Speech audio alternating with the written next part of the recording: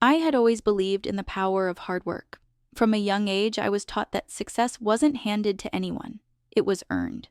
My father's business was the family's legacy, and I was determined to be part of that legacy.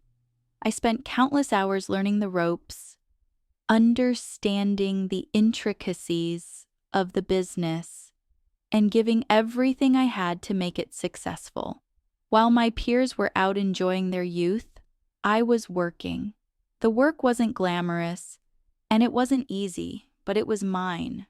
I had a sense of pride in what I did, knowing that the hours I poured into the business were slowly but surely paying off.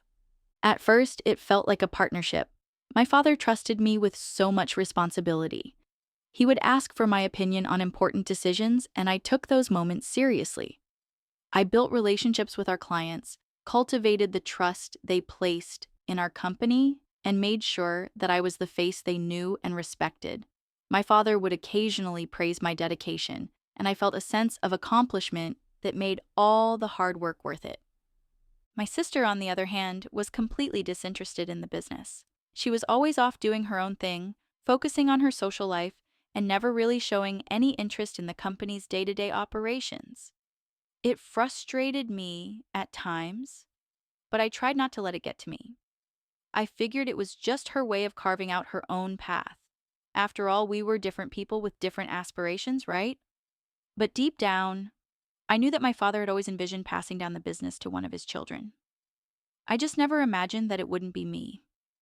It wasn't until the day that everything changed that I began to truly understand just how much I had been overlooked.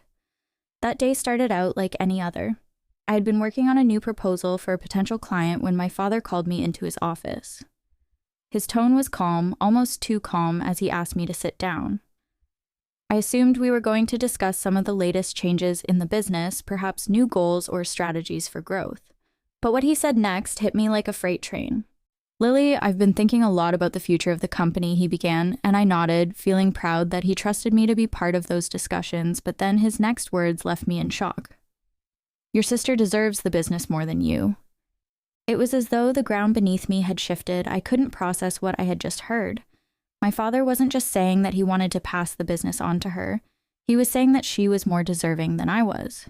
I tried to keep my composure, but my heart was racing. My mind began to whirl, trying to make sense of what he had just told me. How could he say that after everything I had done for this company? After all the sacrifices, the sleepless nights, the personal life I had put on hold just to make sure the business thrived? I stared at him in disbelief, searching his face for some sign that he was joking or that this was some kind of mistake. But there was no humor in his eyes, no sign that he regretted what he had said. It was as if he truly believed that my sister, who had never cared about the business, who hadn't put in a single ounce of effort, was somehow more qualified, more deserving of the legacy I had built. "What do you mean by that?" I finally managed to ask, my voice barely above a whisper. He sighed, looking at me with an expression that seemed to convey some kind of deep sadness, as if he were making a decision he knew would hurt me. "I know you've worked hard, Lily, but your sister has a way with people. She's more charismatic, more connected. She's got the kind of presence that draws people in. I think she's the one who can take the business to the next level." I wanted to argue, to tell him everything I had done for this company, how I had been the one who kept things running smoothly when he couldn't. But my words were caught in my throat. How could he not see it? How could he not recognize the value I brought to the table? I was angry, hurt, and confused all at once, but I couldn't bring myself to say anything more. My father's words had already shattered something inside me, and I knew that there was no going back. I left his office that day feeling numb. The person I had spent years working for, the man I'd looked up to and trusted, had just told me that I wasn't enough. That all my efforts, all my sacrifices meant nothing in comparison to the easy charisma my sister possessed. It was hard to swallow. In that moment, I realized just how little my father truly understood me. As I walked back to my desk, I couldn't shake the feeling that I had been betrayed in the worst way. I had given my all to this company, and in return, my father was willing to hand it all over to someone who had never shown an ounce of interest. I couldn't help but wonder if he had always seen me as just an employee, never truly valuing me as part of the family legacy. But this wasn't just about the business anymore. It was about me. It was about my worth, my abilities, and how my father saw me, or rather didn't see me. I couldn't accept that. Not after everything I had done. I sat at my desk that evening, replaying my father's words over and over in my mind. The more I thought about it, the more the injustice of the situation gnawed at me. I was devastated, but as the hours went by, a sense of clarity started to form within me. I had spent so many years giving everything to this company, and now, in one moment, my father had effectively told me that it was all for nothing. His words cut deeper than anything I had ever experienced, but I couldn't allow myself to wallow in self-pity. I wasn't the type of person to stay down. I never had been. I had always been driven by my ambition, my desire to prove myself and make a real impact. And in that moment, I knew that I had to keep moving forward, not just for myself, but for everything I had worked so hard to build. I wasn't going to let my father's opinion dictate my future. No, I was going to take control. If he didn't think I was good enough for his business, I would create my own. I would build something that was truly mine. The first thing I did was think about all the clients I'd worked with over the years. They weren't loyal to the business itself. They were loyal to me. I had forged strong personal relationships with each of them. They trusted me, not because I was a part of some legacy, but because I had earned their trust with hard work, dedication, and honesty. That's when it hit me. I wasn't just going to walk away empty-handed. I had something far more valuable than my father could ever understand, my clients. I picked up the phone that evening and started making calls. At first, I was hesitant, unsure of what to say, but the more I thought about it, the clearer it became. I wasn't asking for permission. I wasn't begging for anything. I was simply letting them know the truth. I told each of them that I had made the difficult decision to leave the company. I explained the situation, and most importantly, I assured them that I was still here for them. I was still the same person who had worked hard to understand their needs, who had been there through the ups and downs of their own businesses. Nothing had changed except the name on the letterhead. To my surprise, they didn't hesitate. They didn't hesitate because they valued the relationship we had built over the years. They didn't care about the company I had worked for, they cared about me. I could hear the sincerity in their voices as they expressed their support and promised to stay by my side. Some even said they were looking forward to the new direction I was taking. As I made each call, my confidence grew. The more I spoke with these clients, the more I realized that I had something far stronger than just a family business. I had the trust and loyalty of people who truly valued my work. And as I continued to make calls, I couldn't help but feel a sense of power rising within me. This wasn't a setback, it was an opportunity. An opportunity to build something of my own, something that I had control over. It wasn't easy, though. The decision to leave my father's business felt like ripping apart a part of myself. The company had been a part of my life for so long, and to walk away from it felt like a betrayal of everything I had worked for. But the more I thought about it, the more I realized that the true betrayal was not from me, but from my father. He had chosen to overlook my contributions, to hand over everything to someone who hadn't earned it. It wasn't a decision made out of fairness, it was a decision made out of convenience, and I wasn't going to let that define me. I spent the next few days putting together a plan for my new business. I already had the foundation, my clients, my expertise, and a relentless drive to succeed. I didn't need a family legacy to make it happen. I had everything I needed right in front of me. The fear that initially crept in when I thought about leaving disappeared as I focused on the possibilities ahead. Yes, it would be difficult. Yes, there would be challenges, but I was no stranger to hard work, and I had proven time and time again that I was capable of overcoming obstacles.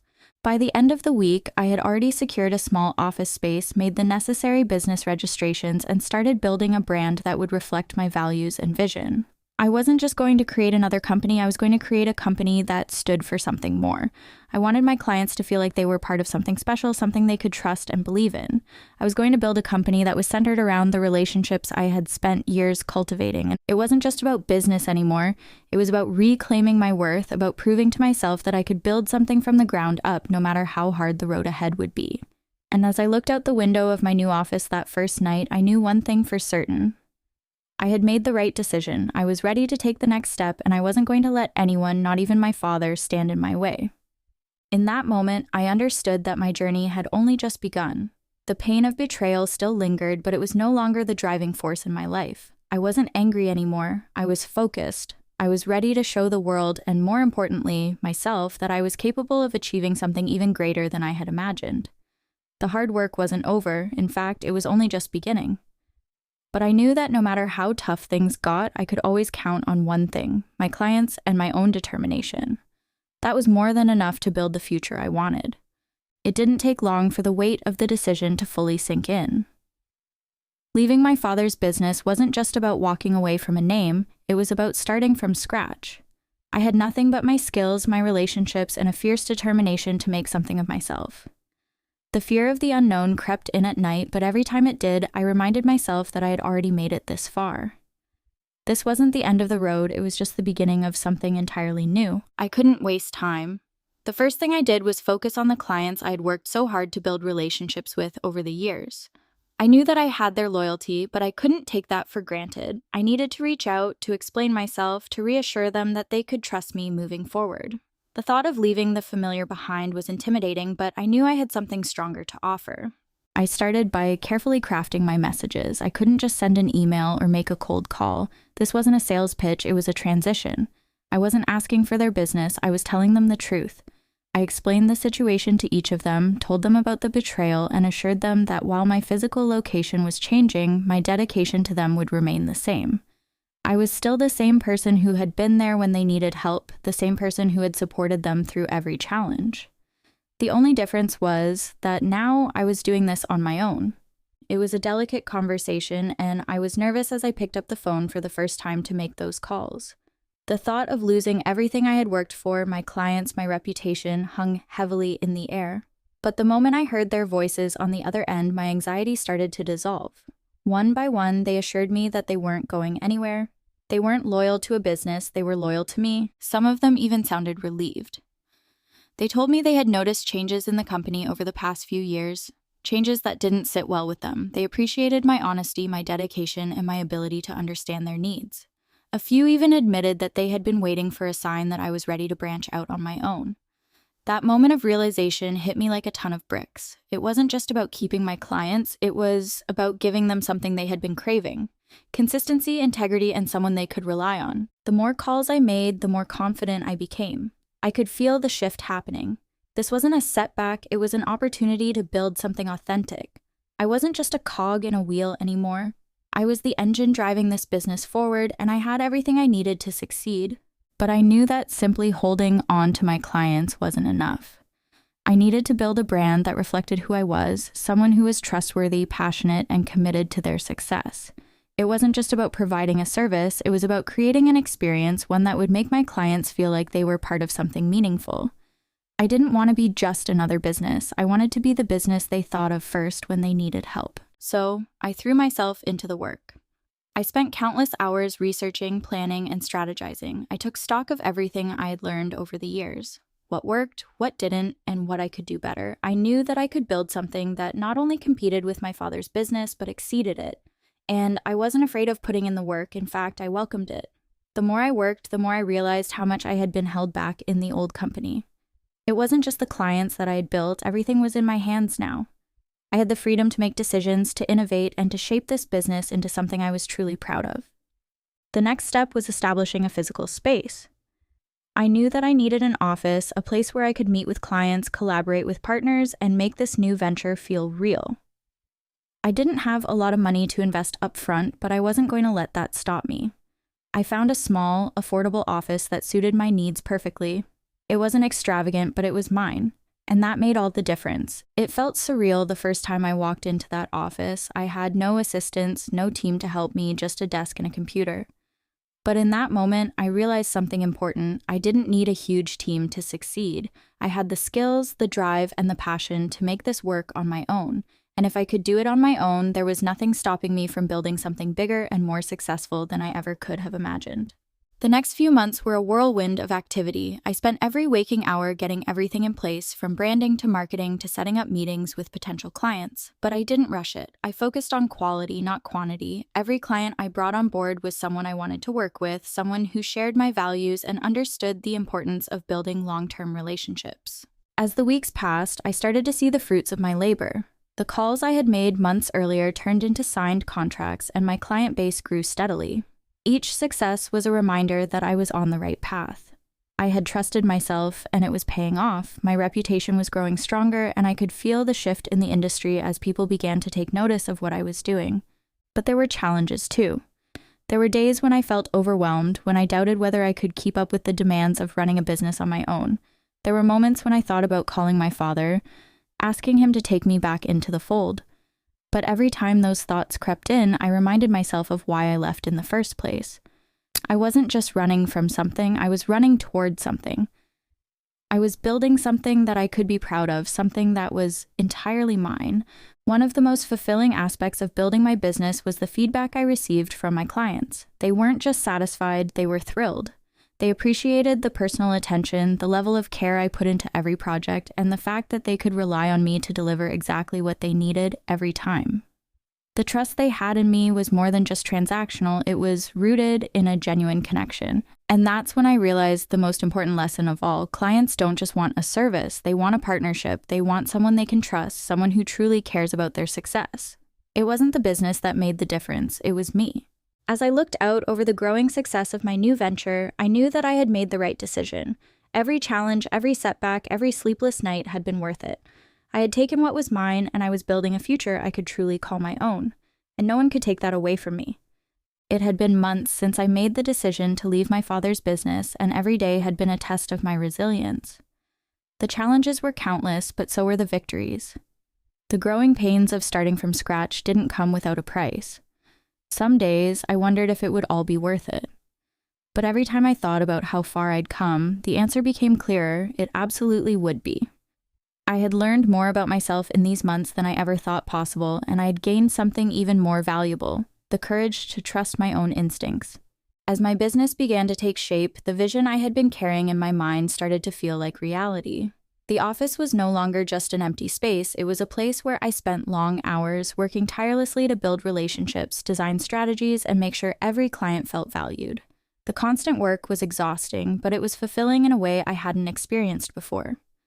I was working on my own terms, and that freedom was everything. In the beginning, I didn't have a team, it was just me. There were moments when I felt the weight of every decision, every phone call, every email. It was all on my shoulders, but I thrived under the pressure. There was a sense of responsibility that I had never fully understood until I became the sole person responsible for the direction of the business. There were no excuses, no one else to blame. Everything that happened, both good and bad, was a direct result of the choices I made. As the client base grew, so did the demands. My services were being sought after more, and with that came the inevitable need to expand. I realized that I couldn't do everything on my own forever, even if I had the energy to try. So I began to consider hiring a team, people who shared my passion, who believed in the same values that had driven me to start this journey in the first place. Hiring wasn't easy. I was cautious, wanting to make sure I brought on the right people. It wasn't just about filling positions, it was about building a team that would help shape the culture of the business, a team that would add value to the work we did and strengthen the relationships I had built with my clients. It was the first time I truly understood what it meant to delegate, and it was difficult to let go of control. But I had to remind myself that if I wanted this business to grow, I had to trust others just as my clients had trusted me. I started small, hiring one person to help with the operations and another to assist with marketing. Slowly but surely, my team began to take shape.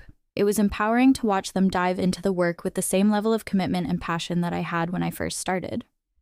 Each new hire brought a unique perspective and skill set that complemented my own, and together we began to build something that felt even greater than what I had envisioned. The business was no longer just mine, it was ours. One of the most important lessons I learned during this phase was the value of collaboration. In the past, I'd been used to doing things my way, managing every detail myself, but as the business grew, I realized that the collective effort of a team was far more powerful than any individual effort. It was about finding strengths in each other, about supporting one another through the challenges, and celebrating the victories together. I could feel the energy in the office shift. What had once been a quiet, solitary space was now buzzing with ideas and creativity. I wasn't alone anymore, and I could see how much further we could go together. But it wasn't just about growing the business, it was about ensuring that the clients who had been with me from the very beginning were still at the heart of everything I did. Every time I landed a new client or completed a new project, I made sure to check in with my old clients, the ones who had supported me when I needed it the most. They had been the ones to help me realize that it wasn't just the business that mattered, it was the relationships I had built along the way. I didn't want to lose sight of that. And yet, the reality was that as the business grew, so did the challenges. There were times when I felt like I was being stretched too thin, when the weight of responsibility felt almost unbearable.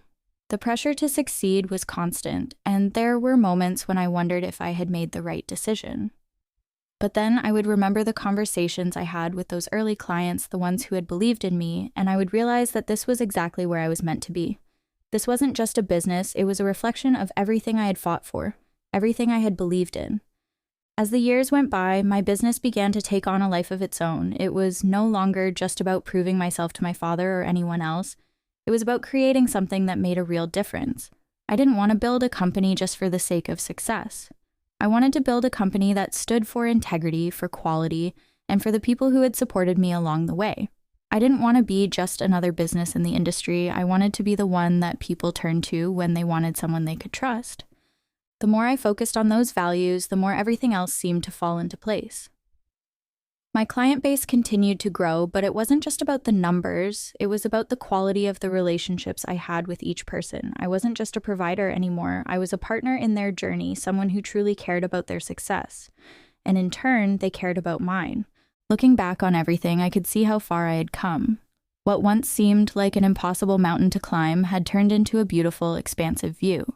My business was thriving, my team was growing, and I had built something I was proud of, but what truly amazed me was that I had done it all on my own terms.